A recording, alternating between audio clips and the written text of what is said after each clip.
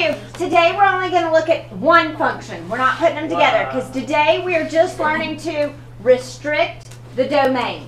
All right? So if we look at number 1, it's obviously a line. Feels like 7th, 8th grade. It's been a while since we've done a line. But we have 2 equations we can use for a line. We have y equals mx plus b, my favorite, or point slope. Point slope is great to use when a line doesn't intersect the y-axis. This one does. So let's go with this one. Okay? So the first thing you have to do is identify what your function is. This is a line. Okay? And then the second thing you have to do is write the equation for that line. Okay, so it's y equals, a line is mx plus b. mx plus b. What does m stand for? Slope. Okay, so I pick a point, I try to get to another point. I have to go down 3, right 2. Down 3, right 2 is the slope of -3/2. Okay? So y equals -3/2 x plus b. What does b represent? The y-intercept. And the y-intercept is 1, 2. Now, this is not an entire line, though. This is actually a ray. It goes from here to forever left. Do you see that? How do we describe forever left in mathematics? Infinity. Negative infinity. Thank you. All right. So this domain is restricted from negative infinity to this x value. What is this x value right here where it stops? 1, 2, 3, 4. Yeah. So it's from negative infinity to 4. Now, we could also write that as an inequality. So it's all the x values that are less than or equal to 4.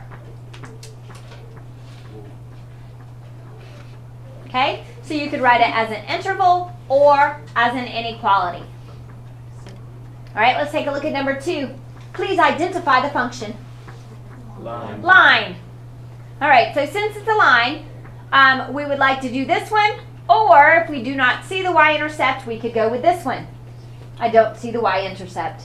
So I'm going to go with point slope form, which is y minus y1 equals m times x minus x1. So I just pick a point. There's a point, 1, 1. So I'll plug in 1 for x and 1 for y.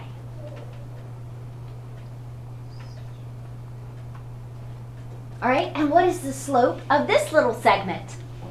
1/2. Up 1 over 2. Up 1 over 2. The slope is 1/2. So I can easily put this in slope-intercept form now. I distribute.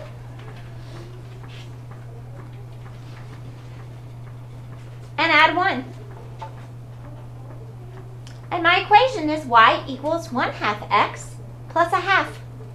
So that means if I kept going, which it doesn't, but if I kept going, it would have a y-intercept of 1/2. All right, so my equation is y equals 1/2 x plus 1/2, but it is not the entire thing. It starts right here, it stops right here. This one has a start and a stop. So how can we describe this interval over which the function, yes, it's going to start with what x value? 1. 1. And it goes to what? 5. So that's how we could write it as an interval. So this is our domain. The domain goes from 1 to 5. Now, I could also write it as an inequality. I don't know why I wrote that up high. I'll put it normal now. So I could write it as an inequality where we start with the least value and we go to the greatest value. Remember when our intervals came together, we could write it as a compound? Same thing here. Wow. Make sense? Yes. Cool. All right. So these two are lines. We haven't done lines in a while, so it's probably good to refresh ourselves. Oh, the next one is what? It's a parabola, a quadratic. I heard both things. You are correct. Okay, so we have to figure out with these where the vertex is, or where's the translation point. Can you guys tell that that is the vertex right there? Yeah. Yeah. Okay, so a quadratic, the form is up at the top of the page, but a quadratic is squared, right? So it's going to be x minus the 2 plus 1.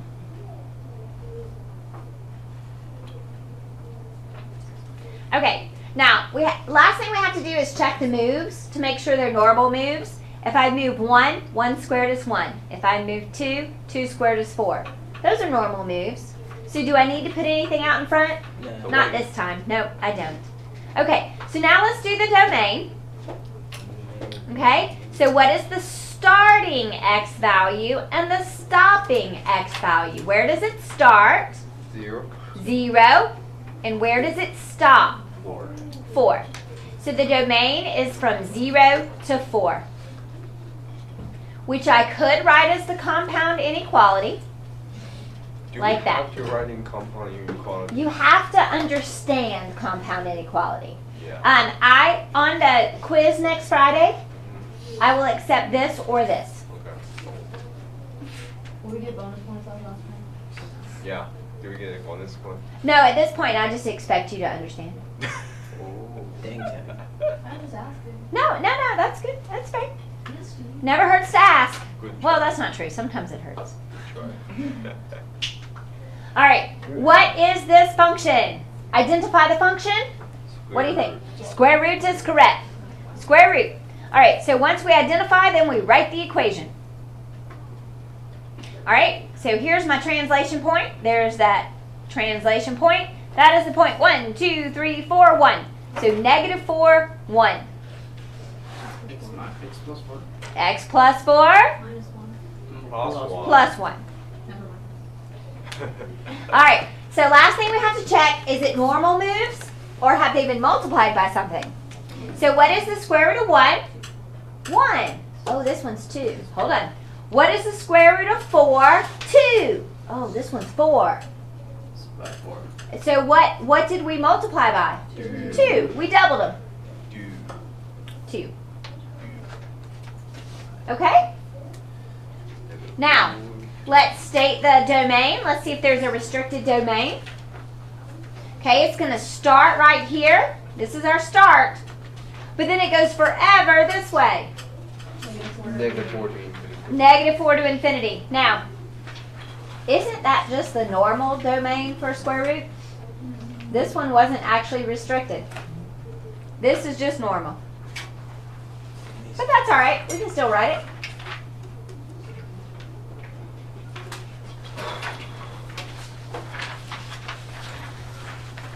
Make sense? Yeah. All right. Let's do another one. What is number 5? Absolute. It is an absolute value. Now, do you also see 2 lines? Yeah. Yeah. And tomorrow, we're going to pretend like it's 2 lines. Yeah? All right, but right now it's an absolute value. So there's our translation point. So since it's absolute value, I need... All right? So if that's our translation point, what goes in the absolute value symbols? X plus X minus minus 4. 3 X minus 3. plus minus 4. And then it's down 1, 2. So it should be minus 2. Okay, now, are those normal moves for an absolute value? What do you think? No. No. What did we do to them? We stretch. We did. So normally the absolute value of 1 is 1. The absolute value of 2 is 2. Which means it's different. That's the equation. So what did I do? How did I change it? I doubled it. Very good.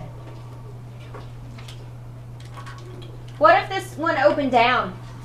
It'd be a It would have to be a negative. Good. All right, domain. Domain. Now, it goes forever this way. So it starts with what? Negative infinity. And it stops. 6. 5. 5. Yes. I saw a question. No.